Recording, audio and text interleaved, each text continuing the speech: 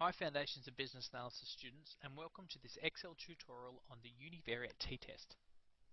We use the univariate t-test if we have a continuous variable and if we want to estimate whether the average of that continuous variable is statistically significantly different from some pre-specified parameter. So to explain it in further detail and demonstrate how to perform this t-test in Excel, let's jump into our spreadsheet.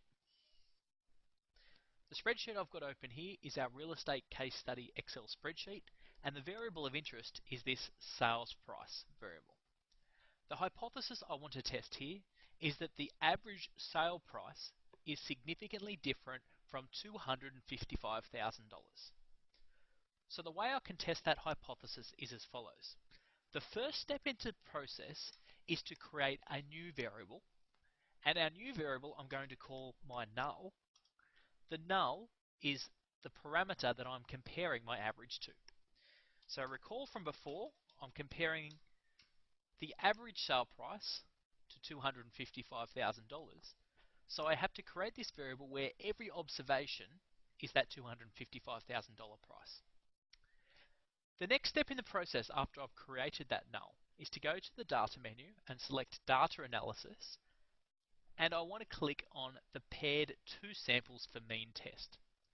What I'm actually going to be doing here is comparing whether or not there is a statistical significant difference between the sales price variable and this new variable I've created called null, the null being the average of $255,000. So let's jump into it. Variable 1, I'm going to highlight the range for the sale price variable, which is cell B2 through to B1201. Variable 2, I'm going to highlight that newly created null range. And my hypothesized mean difference is 0 because I'm hypothesizing, my null hypothesis is that there is no difference between the average sale price and $255,000. If I can reject that null of no difference, I prove the alternative that there is a statistically significant difference. The alpha, the significance level I'm going to use here is 0.05. That corresponds with a 95% confidence level, which is the norm in statistical tests. Now click OK, and we get our output as follows. So what we're interested here is our variable 1, that's our sales price variable. We can see that the mean sale price in our sample was $225,701. So that mean sale price was different from our null hypothesis value of 255,000, but was it statistically significantly different? Well, to answer that question, we come down to the bottom here. In this particular case, we're looking at a two-tail test. A two-tail test is where our alternative hypothesis does not state a particular direction. So our alternative hypothesis is just that the sale price does not equal $255,000. We're not hypothesizing that that difference should be in any particular direction, such as greater than or equals to.